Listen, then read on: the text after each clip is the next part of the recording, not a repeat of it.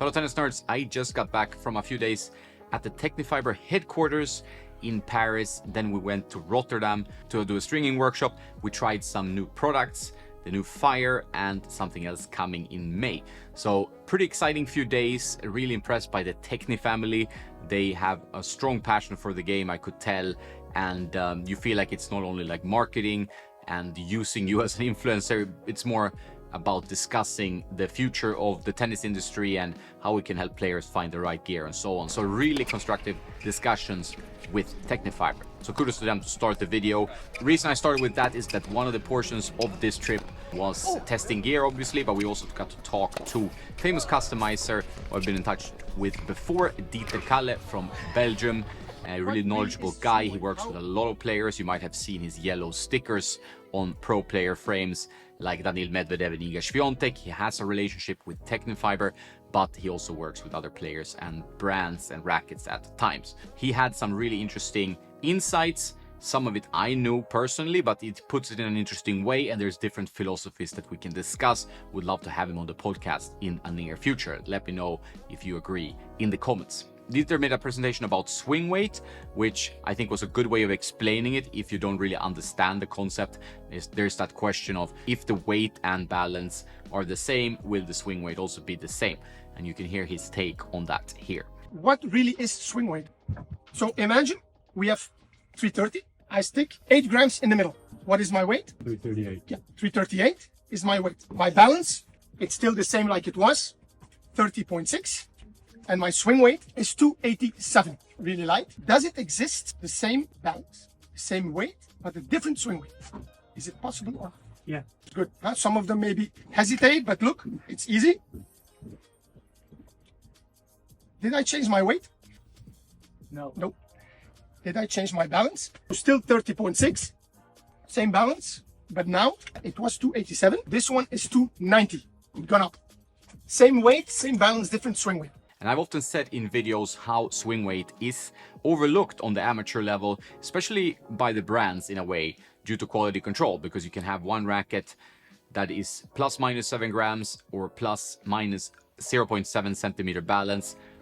And then you have two very different rackets with swing weights potentially varying between like 14 points or something like that, meaning it's going to play very differently on the court. Could also potentially mean that you cannot match them. And having two matched rackets is important even on the amateur level, because you want to go from one racket to the other and feel the same. You don't want it to feel like a completely different experience. You want them as matched as they can be. Sometimes like 1 or 2 or 3 swing weight points is not a huge thing, or grams, but you want them pretty close. And Babolat have a way of addressing this with offering the duo packs for the pure drives and their pure arrows. I hope that other brands also will do that in the future, do the duo packs. I think most people buy 2 frames in a go. If you're not a competitive player like a pro or someone who is playing pretty high level, then you maybe buy 4 to 6 or 8. And I will give you a little bit of an insight of how the world of pro player rackets work in this video. But first I will have Dieter talk about an issue we have on tour when customizing for pro players. What we can say in general is that this racket is more for a little bit shorter swings because the weight is further away. Yeah, the swing weight is higher. Let's say, for example, type like Murray, it's easy. And this is more the modern version of the racket. If you play lighter and lighter, yeah, the swing weights are going down. Yes, and also the weight. If you go customizing for a player, you can also play with the balance, because the biggest problem today is long forehands, short backhands. So it's not so easy. Yeah, to customize, because the long forehand needs an easy swinging racket, but the backhand, they need mass. Forehand has to go first. Sometimes the backhand becomes too short, and then you have a problem. And then it's up to us to find a solution. So there you see it, like one of the key issues is that you have different strokes in tennis. You have a serve, you have a slice, you have a backhand, whether 2 hands or 1 hand. You have a forehand, which usually is the key danger shot. And you have to make the racket suit all these strokes. In golf, we have different clubs, but in tennis, you need to have a racket that works for all of these different areas of your game. And you have to choose, like, is it gonna be the forehand that is the most prioritized shot here that I need to have the racket work really well for, and then if it's not as good on the backhand, that's fine? Or Do you want it to be a serving monster, but then you're not hitting your spots as well? Depends on your game, of course. It's your decision in the end. A guy like Riley Opelka, he would want a racket that gives him the most power and the most danger on serve, because it's a key shot for him to win matches. He's a professional player, obviously. But most guys obviously have longer forehands, which Dieter talked about, and shorter, buntier backhands if you have a two-handed backhand. When you have a one-handed backhand, yeah, the swing is a bit longer. It's a little bit different. You will usually want a little bit more weight towards the handle on a one-handed backhand, and it's fine to have a bit more weight towards the head on a two-handed backhand, shorter stroke. There are a lot of things to think about, and that's why pro players can get down the rabbit hole. They can start, you know, tweaking their weight, moving around, trying different rackets. It's a trend we're seeing more and more than it's ever been. And I talked recently about Ugo Carabelli, who switched to the Percept 97D, and he went through a process of like 20 different rackets to find that racket, and then he played his first tournament and won it. So I assume now he's not in a situation where he's going to doubt this racket. He got a title with it straight from the get-go. So I think that's a good sign of confidence. But you might still have that dip. You might still have a bad result, and you start questioning, like, should I go back to my old racket? I'm missing more. I'm not feeling the same way on certain shots. It is a tricky decision for pros. And once you've maybe made your move, it's very difficult to go back. And the other racket won't feel the same, your old racket. So that is an issue. And it's plaguing players and the industry a little bit at the moment. But how does it work for pro players? So let's say you have a sponsorship from a brand. Depending on your level in the world of your ranking, you will get a certain number of rackets, let's say 24 rackets per year. The pros do want new rackets because they do break down the rackets quite rapidly. Pro strings rackets like every day, and stringing puts more strain on the racket than actually hitting the ball. So it's good to know that stringing is where you're actually putting the most bend on the graphite fibers, and you're making the quality of the racket degrade quicker. It becomes softer, it's not as firm anymore, and you're gonna have a slightly different ball. So when the rackets are getting more and more use, unless you want a softer racket, some pros like Del Potro like them to be very, very used and struggle to find like the same feel in a new racket of his old 6195s. But many pros just want like a fresh racket. If they're lucky, the brand customizes them for them, but maybe they have to ship them to a customizer like Dieter, like Unstrung Customs, like Tennis Lab in Australia, Ring and Roll in Germany. There's many guys out there. I know many of these guys over the years of traveling around in tennis and talking about tennis gear. They can also black out rackets in case the pro tests a new racket that is different from his sponsor. So they will customize, maybe they make them longer, maybe they add weight in the hoop, maybe they add silicone in the handle, maybe all of these things. Maybe they change the grip shape. Grip is quite important. Maybe you're playing a Technifiber racket, but you use a Wilson grip or a head racket with a bubble grip, depending on your racket history. So your racket is obviously what touches the ball. This is your only tool as a tennis player. If you're on the pro level, you want it to work for you. Some are super picky about it, and maybe too much. Some are not at all picky, not at all interested, don't even consider rackets. That could also be a little bit the wrong approach, because maybe they could get more pace on the serve, more easy points with a more powerful rackets, but they prefer staying with what they know.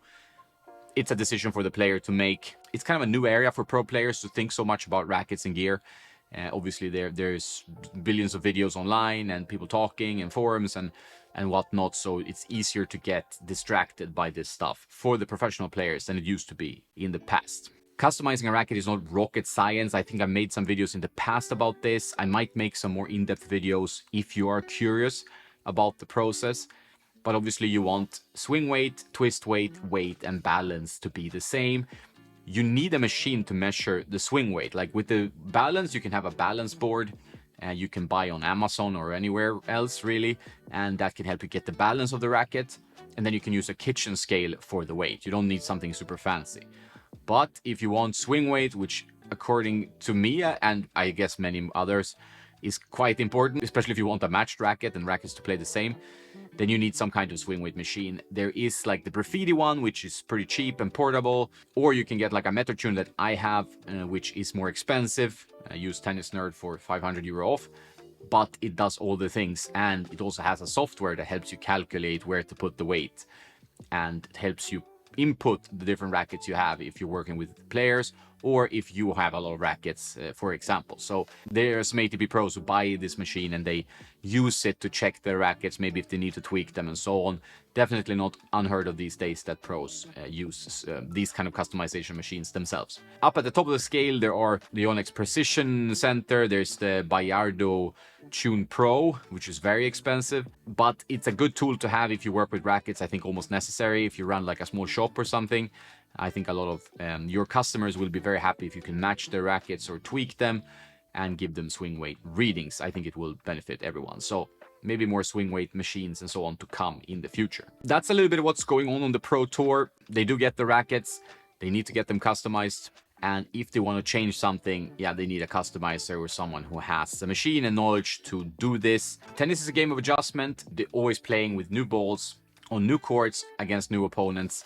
And it's all about adjusting. If you add a new racket or a new string or a new specification to that calculation, it becomes very difficult to build up any confidence, any muscle memory. So the shorter you can make the process, the better, but obviously it's good to give it some time. And time you need, because it takes time to get used to a racket.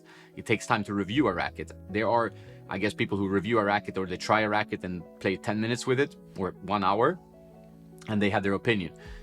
For me, it's always been a case that I need to play with it quite a lot to understand more in depth of how it plays. I can surely play with it for 30 minutes and say, okay, I have my strong first impressions about rackets after so many years of testing, but you need more time because you want to try maybe adding some weight, maybe changing string tension, maybe changing string setup to understand a bit more how it plays. You play against different opponents, you understand, okay, against a spinnier ball, the racket is maybe a bit unstable, but if you do this, it has really good control, and so on. And also you're getting used to the racket slowly. If you're good at adjusting, then you can quicker get used to it or maybe play okay with it. But for some pros, obviously, if they're in the testing process, they're playing on the highest level and they're getting pushed on the highest level against the best opponents in the world. Playing with a new racket is a big deal. It's gonna take time. You might need to sacrifice a few matches or give yourself permission to have a little bit of a rough patch to get over a racket switch. Federer went through this when he switched to the RF97. It took him a while. He tried H22, he tried lots of other frames as well before he found it, and still with such a drastic difference going up 7 square inches, thicker beam, he needed time. But then he found his game with this new racket and managed to win 3 more slams. It's one of those examples. But we might see players who actually make a switch. Madison Keys made a switch to the East Zone. The beginning of 2025, won the Australian Open and another title straight away with the new racket. What good advertising that is for Onyx is amazing, but has not been like dominating so much since, has not had the same kind of results with that same racket. So it could also be like a honeymoon thing. Could be just that all the stars align on that particular week. So you need to be somewhat analytical and understand, okay, how is this racket affecting me? Do I need to do something else? Do I need to tweak it more? Do I just need to give it time? Am I doing some other things in my game that needs changing or that I need to work on? A lot of the time it's not the racket, it's you, right? We all know that. It's nice to blame the racket. I do it all the time. But it's in the end you who are playing, and it's all a mental battle. But if it gets into your head, it can be tough to get it out of there. And it can really have a detrimental effect on how you play. A little bit more philosophical and technical today, not so much about talking about players trying new gear, but we'll get to that very soon. But if you spot anything, go to tennisnerd.net, add some info in the contact us form. That's it for today. Have a nice day now, and don't forget to play some tennis.